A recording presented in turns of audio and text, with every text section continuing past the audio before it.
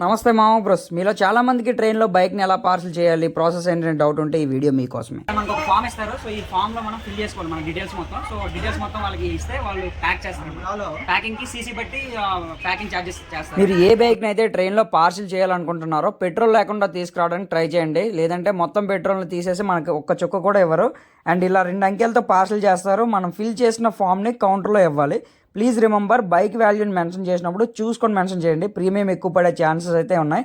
And అక్కడ మనకు ఒక రిసిప్ట్ని ఇస్తారు. దానిలో బార్ కోడ్ని మన బైక్ స్టిక్ చేస్తారనమాట. అండ్ మన మొబైల్ నెంబర్కి మెసేజ్ వస్తుంది.